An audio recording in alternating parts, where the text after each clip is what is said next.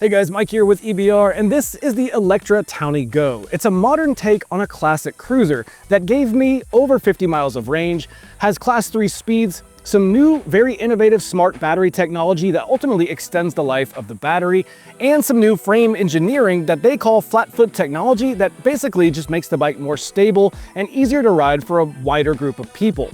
But we'll get into all of that and more in this review of the Electra Townie Go.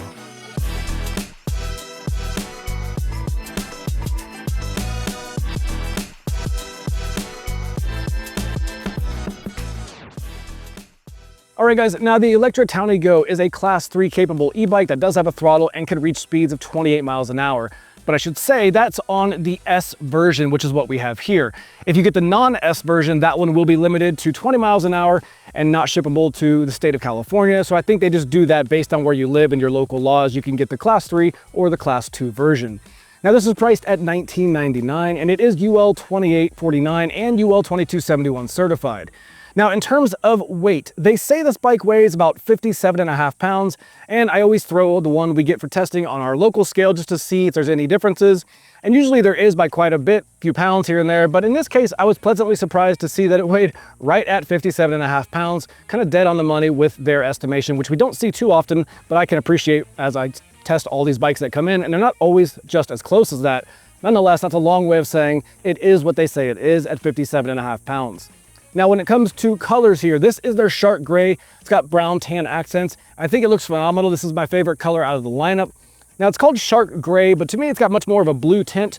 Maybe that's where the shark part comes from, the water, I don't know. Nonetheless, it's really classic, good looking for a cruiser bike. But if you don't like this color, they have a few other options. They have more of a teal color, more of like a pale purple color they call Vapor. And then Orchid is going to be their bright metallic purple color. That's kind of just louder and funner. So really, whether you want something more conservative and mild or just brighter and wild, they really do have a color that will fit any of those tastes.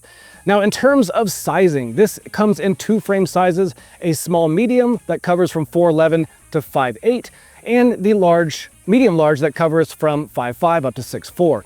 Now, I am 5'11", so right in the middle of that medium large frame size, and I felt this bike fit me really well. I felt like I had plenty of room to adjust the seat or move it around, and ultimately, anybody in that range should get a good fit out of this bike. Now, when it comes to specific geometry numbers for this medium-large frame, we've got a 47-inch wheelbase from front hub to rear hub. We have our lowest point of standover height at 17 inches here, right at that lowest point. And then you have about 10 inches of adjustability here in the seat post. And then the reach up top is around 15 inches, but I say around because based on how you loosen that stem and angle the handlebars for your comfort, it can really be anywhere from about 13 all the way up to closer to 20, just depending on how you like your reach. But I found in the middle spot, kind of where it should be, in my opinion, it's about a 15-inch reach. Now, in terms of max payload, this is a 300-pound max capacity. When it comes to things like accessories, fenders, lights, so we'll start with the fenders. We do have color-matched alloy fenders that, regardless of what color you pick on the bike, the fenders will match, and they are an aluminum alloy with some really solid retention on them. They don't rattle or wiggle like sometimes metal fenders can do. Now, when it comes to racks, we do have a MIK or a MIK HD rear rack here that is rated to hold up to about 55 pounds, and it's got an integrated tail light here. Now, in terms of additional mounting points, we do have two bosses on the down tube where you could add a water bottle cage or some sort of accessory toolkit. And in terms of lighting, we have everything you need for just commuter-ready lighting. So we've got a front headlight that's an adjustable angle up front. It's an LED light with 180 lumens.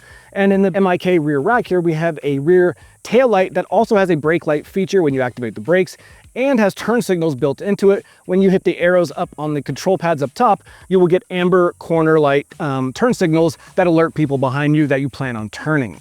Now, in terms of tires, we have two different size sets depending on the frame you get. So this is the medium large, so it's got the larger wheel set. They are 27.5 wheels or 27.5 wheels, wrapped in a 27.5 by 2.35 inch tire. Now, if you get the SM or the small medium frame size, you'll get a 26-inch wheel with the same 2.35 inch wide tire. Now, the tires themselves are a nice tan color on this one, but not all, depending on which color frame you get.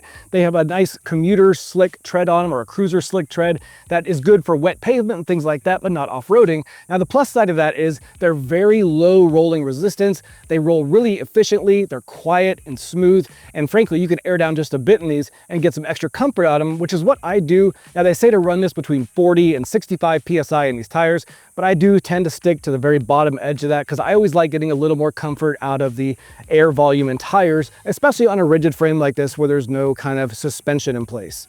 All right, guys, when it comes to the power on this, we have a 500 watt rear hub motor here. Now this has a torque sensor and it puts out 60 Newton meters of torque. Now, when you talk torque sensors from a brand like Trek, you can expect they do it really well, and this was not surprisingly done really well. This is a very smooth torque sensor, very nice feeling when you feel it on set. It's very smooth and subtle. It's not punchy or pushy. It feels like a natural way to pedal the bike, and really the bike in general is just kind of very fun to ride. Between the smooth tires, the smooth torque sensor, and just the overall comfort factor of the geometry, it's a very fun, just playful bike to ride. It's one of those bikes that you ride and just kind of enjoy it no matter where you're going. Now, when it comes to things like the pedal assist levels, we've got 3 levels, eco, mid, and high, each getting progressively more powerful, up to 28 miles an hour on this S version. Now, if you also want to use a throttle, you have that on the right side up there, and that takes you up to 20 miles an hour, each of which have varying levels of power depending on which pedal assist mode you're in. But if you want to play with those pedal assist modes, you can go into the Trek Central app and use the motor tuning feature. Now, that's going to let you go in there and play with each level of pedal assist, but specifically play with the torque and power and how each level feels. And you could max everything out, or you could dial everything back, or whatever combination in between you want to do. I did play with it just to mess around, but I found that the factory default settings were a really solid, just nice middle of the road range to begin with. And ultimately, it's going to probably give you the most optimized range and still have all levels of power available. Now just keep in mind, the more you max out everything in your pedal assist settings to make your motor perform faster, more powerful, that ultimately will obviously affect things like range and how long you can do that, because you're asking more work out of the motor, ultimately more work out of the battery, which will reduce range. But nonetheless, if you're the type that likes to tweak on your motor and want to play with those levels and just see what you can do with it, you've always got that option in this bike, which is a really nice feature. Now, when it comes to the battery, this is a fully encased battery in this down tube, but before you panic, it can still be removed by a service technician for things like service, repairs, replacements. It's just not removable at the consumer level for taking it off, you know, in the evening to put inside the house or take it inside for winter storage, which for some people, depending on where you live, that could be an issue, so it's worth just sharing now. And now, in terms of the battery itself, it is a 48 volt battery that has about 10.9 amp hours, giving us 520 watt hours of juice for our rides. It's also got a 2-year warranty or 600 charge cycles, whichever comes first. In addition to that, this bike also comes with the Easy Mag charging. That is their magnetic charge port up top. Just think like MagSafe for your iPhone, but essentially the same thing for your e-bike. It makes putting it on and off the charger even easier without the worry of bending pins or damaging anything along the way, getting it ripped off or ripped out. It just makes it very smooth and very easy to do the whole thing. And the battery management system on here allows for some really unique charging modes, things like winter charging, but we'll go into that when we go into the Trek Central app here in just a moment, and we'll go over all those features. But ultimately, there's smart charging cycles on here you can do that will overall extend the life of the battery, which is a really nice feature and just a smart way of thinking, letting owners get a bike and then plan for having it for many, many years down the road. That's one of the ways that it gets you there, is with smart battery charging, because the more you overcharge or charge 0 to 100%, the more you're kind of taxing that battery. And so they've got some clever ways in the programming of the new battery management system to kind of mitigate that and extend that life. But we'll get into that in just a second. Now, when it comes to things like range, they say you can get up to 50 miles on a single charge. So I did 2 runs. I did it in max PAS and I got about 38 miles, and that was going kind of full speed.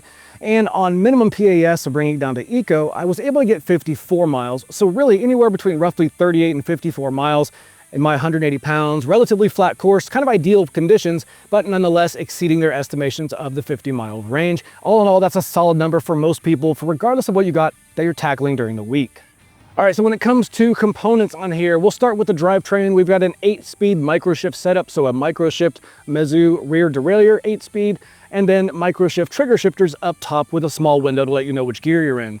Now, the chain ring is a 44-tooth chain ring with an 11 to 34-tooth rear Shimano cassette.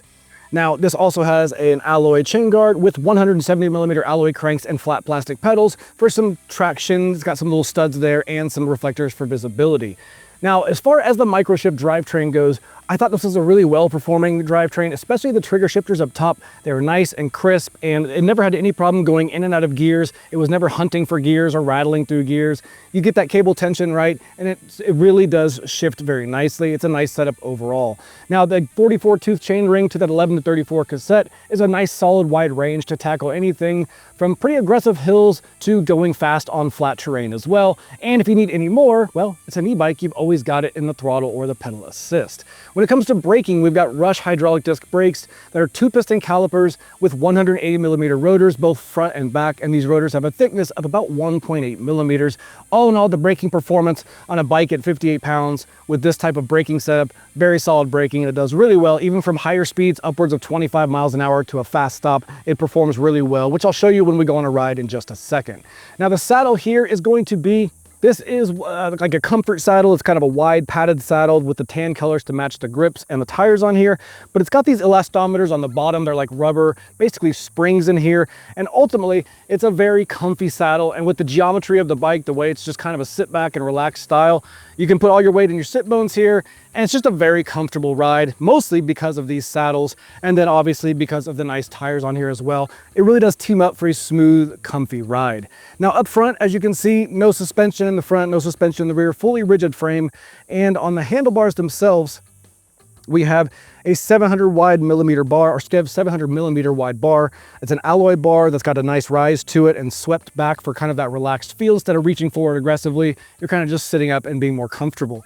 Now, like I said, the reach depends on how you loosen these stem bolts and angle this handlebar forward or backwards, depending on where you like it comfort-wise.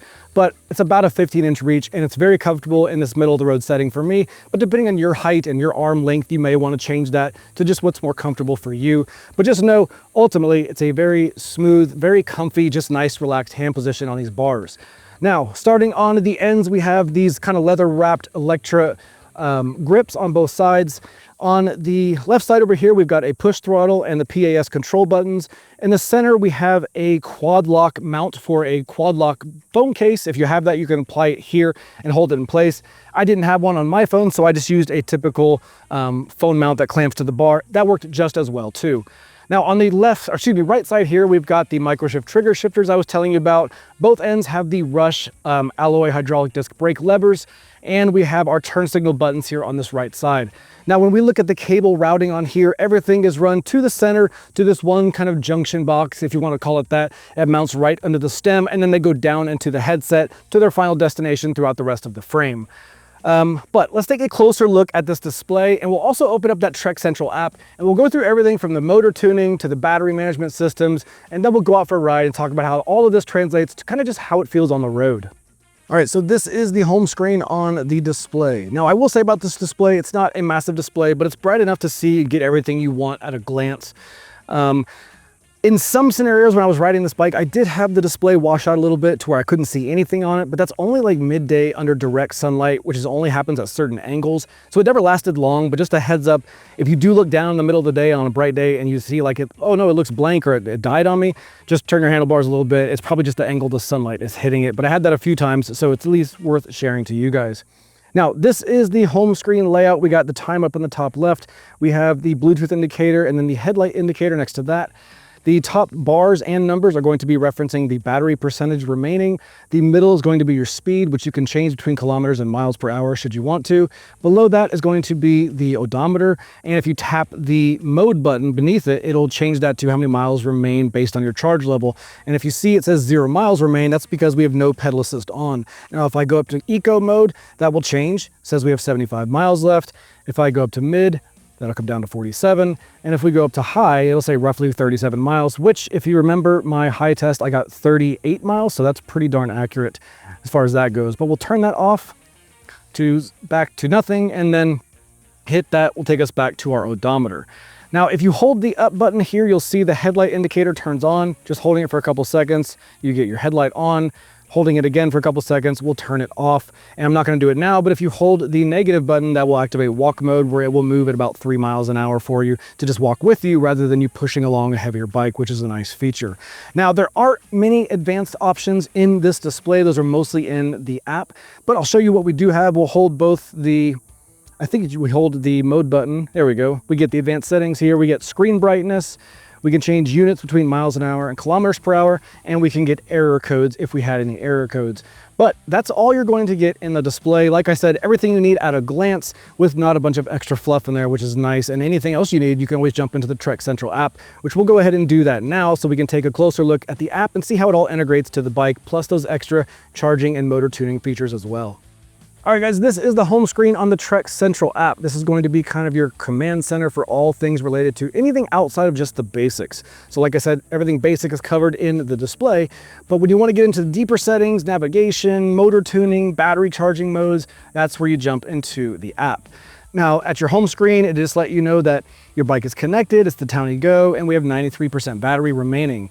Now, if I tap this gear icon next to it, that will take us into these really cool battery smart charging modes. Now here you can get charge alerts, you can get to extended life mode, long-term storage mode, and then optimized charging. Each of these are going to be a different profile that's going to offer some sort of level of improved efficiency in the charging. Here you can get alerts when it gets to a certain percentage. It says need more battery before your next ride. With Charge Alert, you can see how much charge you need, and we'll let you know when your battery's charged up and ready to go. So if you know you need a certain percentage to get to a certain location and you're kind of in a pinch, you can set that Charge Alert up, throw it up on the charger, and you'll know it's exactly when it's got the charge you need to tackle whatever your day has ahead. Here in extended life mode, says get the most out of your battery, because if you ride often but rarely use your bike's full range, you turn on extended life mode, and that's gonna prolong the life of the battery with only a small decrease of your e-bike's range. Essentially, it's not gonna do full charges to 0 to 100%. It'll keep it within a certain range. Maybe it's 20 to 80% or 70 to 30, but something that's more optimized to not do a full charge cycle, so you still get the most out of the charge, but you don't put a full charge cycle on the battery's life. Optimized charging, this is where you can keep your e-bike plugged in on the regular charge. With optimized charging, basically it charges your battery at a slower rate to reduce wear and maximize its life. This is going to be more of a trickle charge if it's more of a long-term charging. It's not going to just leave it on there with full blast the whole time. And then long-term storage, this is something you can store your bike and keeping your battery in a healthy at a healthy level instead of ruining your battery by keeping it charged in long-term storage for a long time. Or leaving it unplugged for a very long time. This is going to allow it to just smartly charge while it's in long-term storage. And then down here, you can see some just metrics about the battery and its current health. It'll give you like remaining capacity, remaining power capability, round trip efficiency, internal battery pack resistance. Gives you a lot of just different metrics you can get out of the battery itself. And over the life of the battery, you can see how those numbers change. Now down here, we've got our estimated range. It has it in kilometers here, based on PAS level. And then if we use throttle only, it says we'll get about 25 miles or 40 kilometers. If you hit Let's Ride, that's going to take you to, if you hit Let's Ride, that will take you to this screen, which is going to be kind of just a large display you can use in the event you want to ride the bike and you don't want to look at the small display. You've got the app display as well, where you can pause your ride and then you can finish ride when you're done, and it will just save your ride for you. Now, if we go back to here, we can go to Tune Your Motor. This is going to be the ability to kind of play with the motor settings. You've got 3 different levels of pedal assist, eco, mid, and high, and you can change pedal response and max power through each of those. And if you notice as I do that, so we'll bring the power up on one of these,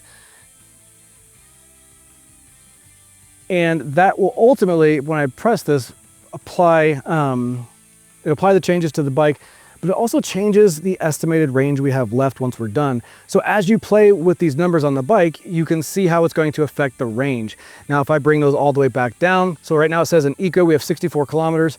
If I bring that down to nothing, or just barely on at all, that almost doubles us to 130 kilometers. Basically, you use less power, you get more range. You use more range, or you use more power, you get less range. That's kind of the idea behind it.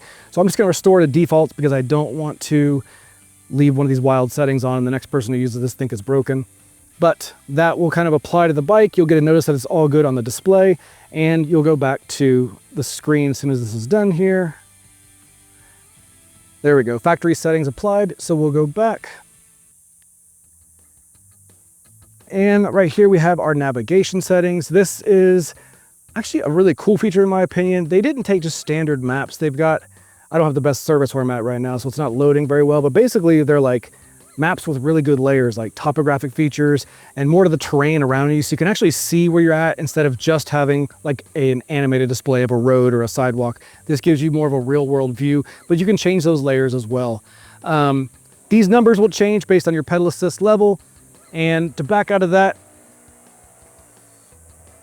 you can go into your histories of your recorded rides, and then you finally have your settings here, which will take you to the same places or give you just app information about the bike, like the app info, navigation settings, rider profiles, and back to motor tuning, which will back out of that and take us back to the home screen here.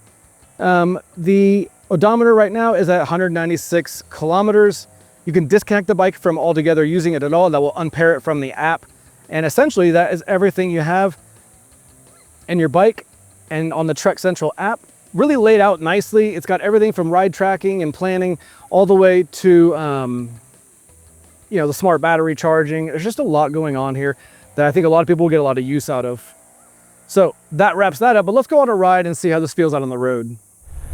All right, guys, we're out here on the Electra Townie Go, and this is the S version, which the only difference between the S version and the non-S version, just the standard Townie Go, is the S version has 28 mile an hour class 3 speeds, whereas the non-S version is limited to 20, which basically comes down to like what state you live in, your local laws, what you're allowed to buy, which is why they do that, at least I'm guessing that's why they do that. But nonetheless, the only difference between the S and non-S is the total speed. I just tell people to remember S is for the speedier version, going up to 28 miles an hour. All right, so I gotta say, and I don't say this too often on bikes, but this thing is just fun to ride. It's smooth, it's easy, it's quiet. It's just a fun bike. It's one of those bikes you can cruise around town or cruise to school and cruise to the beach, whatever you're doing. It just makes it kind of fun. I don't really know how to describe it, and I don't say it often, but I found myself thinking it a lot when I ride this bike, so I figured it's only fair to share it when I'm feeling it. And that's how this bike feels. It just feels fun to ride. It's easy, it's really comfortable. Just a lot of really cool parts to this bike to enjoy. Now, with all that said, let's talk about some actual performance and metrics and things like that. So this is in 3 levels of pedal assist. So you've got Eco, Mid, and High. We're currently in Eco, and I'm just cruising. The torque sensor is very dialed in and smooth. I'm cruising around 13, 14, 15 miles an hour, depending on elevation changes, but just at like a no effort pace with a nice programmed torque sensor in Eco mode, I'm just basically cruising around 14 miles an hour, which is kind of an ideal speed. You're not going fast, you're not going slow. You can get anywhere in a pretty reasonable time. But we've also got a throttle on this. So let's stop on this throttle and see how it does getting us up to 20. And I'm going to do it in high, and we'll see what that changes. But 3, 2, 1. And so we're at 10 miles an hour, 15, and 20. So not crazy fast, but also not super slow. It's just a kind of good middle of the road, everyday lifestyle bike speed that you'd expect. But then we got a little hill up ahead. This little short hill up ahead, it looks really small on camera, and it is technically small, but it's got a 9% grade. There's a sign on it if the construction workers haven't taken it down, but it's a little 9% jaunt. Let's see on throttle how much we lose going up this. Mind you, we're still in Eco mode.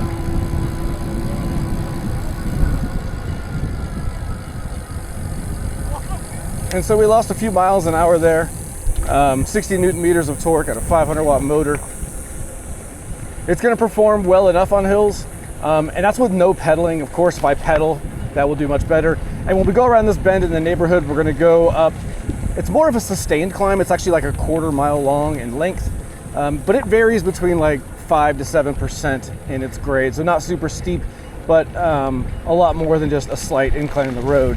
And that'll give us an idea of how it performs when you're using pedal assist, even in Eco mode like I'm in right now, going up the hill. So we'll come to this. We also have turn signals on this bike, which is sweet. You can hit them, you see they come on the display for a second, and then they go off on their own.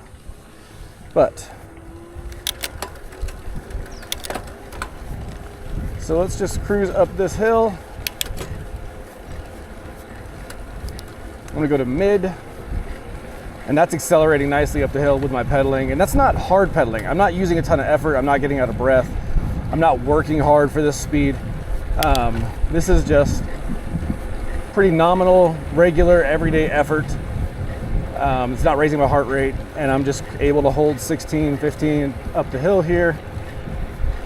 And if we go to high, I felt a little more, and as you can see, we're still accelerating up the hill.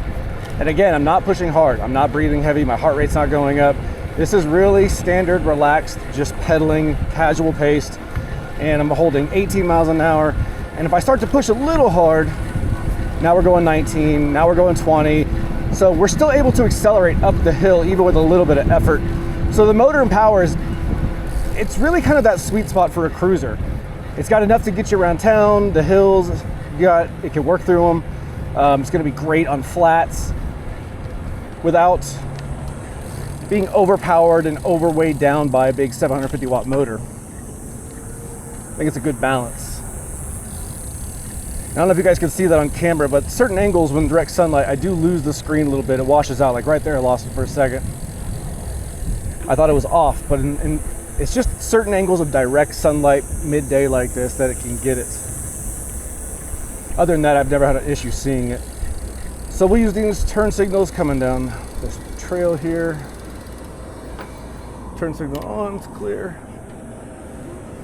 All right, so let's get up to a little higher speed and check the brakes. These are the Rush hydraulic disc brakes, 2-piston calipers, 180 millimeter rotors. Pretty standard setup for any e-bike these days. And so we'll get to about 20. So it says 23 on the display. 3, 2, 1. So the stopping power is really nice. I felt a little modulation in there. You got a little room to work with as far as how you feather that stop, which is good. No crazy noises, no tire screeching, never fishtailed or anything. Nice controlled stopping. Another aspect that I have been pleasantly surprised with on here is the micro shift trigger shifters. They're really crisp and quick between gears. And I know a lot of people are kind of always on the fence about micro shift, and it's really, I just feel like they're one of those really solid value brands that performs really well dollar for dollar.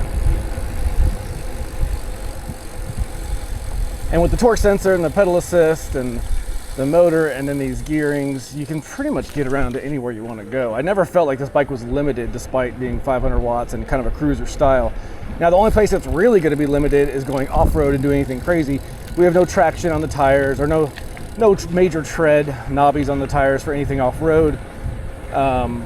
We do have some seeping lines or some water lines for having grip and cornering and wet pavement surfaces, but it's definitely not going to be an off-road bike. No suspension, no knobby tires. It's just not built for that. Hence, you know, it's a fun cruiser.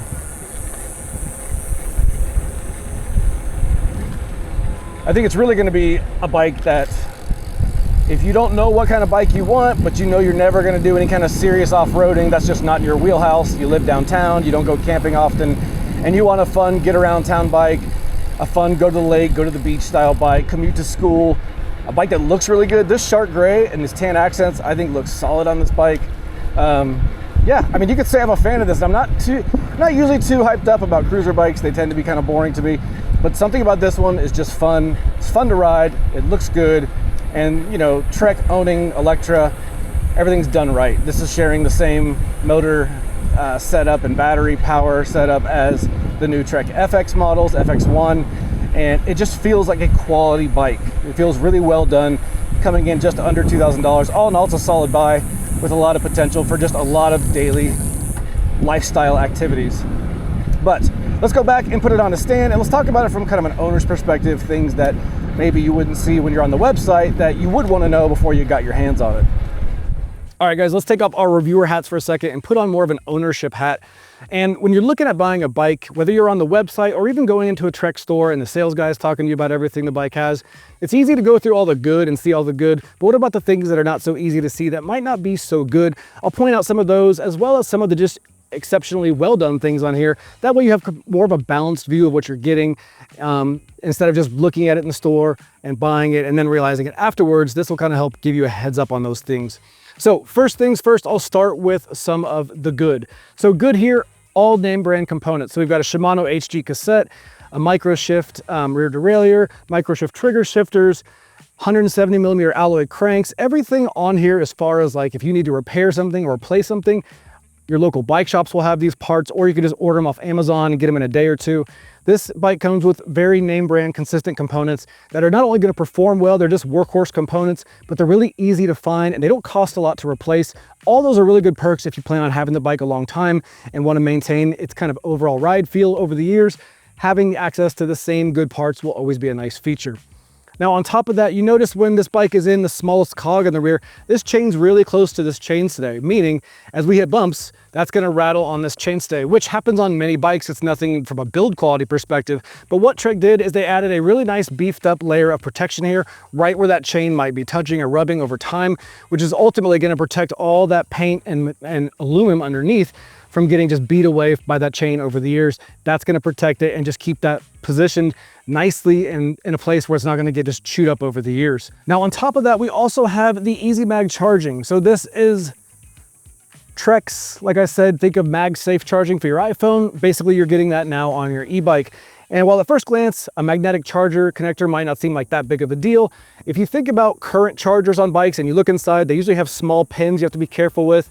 They sometimes hang outwards, and if you hit them with your leg or something falls, they can get ripped out and damaged. And while those are kind of worst case scenarios, they definitely do happen fairly often. So having something like this that you just put on, you can do it with your eyes closed. It's always going to be in the right orientation because all it needs to do is just stick to it and it starts charging. That's a really nice feature. But then on top of that, like we talked about in the app section, you've got all these smart charging modes that are just going to optimize and extend the life of the battery, rather than just a standard charger on an e-bike that just charges it from 0 to 100 every time.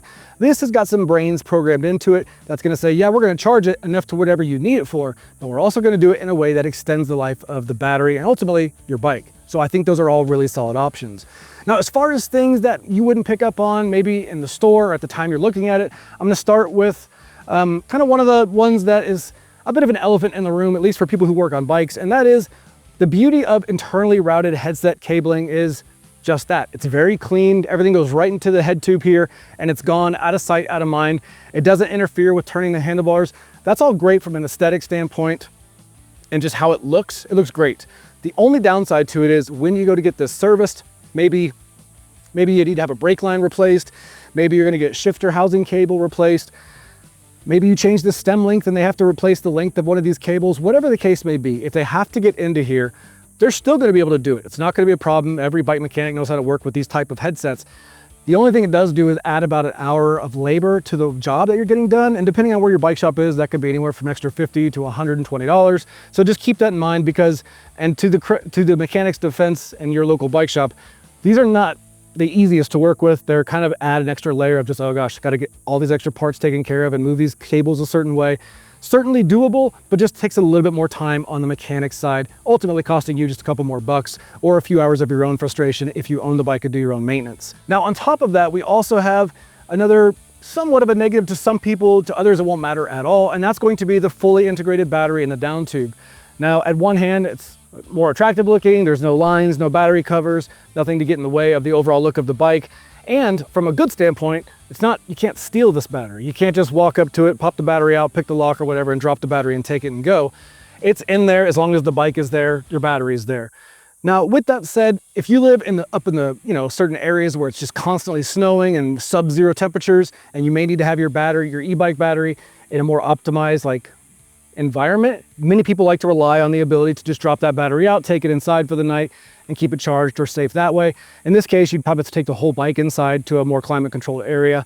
But like I said, it's got its pluses and its minuses. Depending on where you live, this may be a problem, and other people, they may not care at all.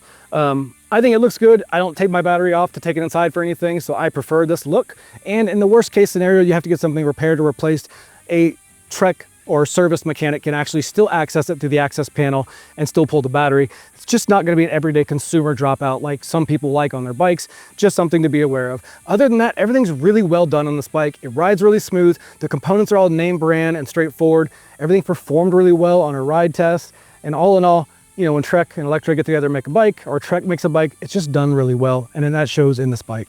All right, guys, there you have it. The new Electra Townie Go, a really fun cruiser that I honestly, every time I rode it, I just kind of enjoyed the ride. It's a bike, it's kind of hard to be in a bad mood when you ride a fun cruiser like this that's comfy, smooth, and just relaxed overall. And it just translates to an enjoyable ride everywhere I went.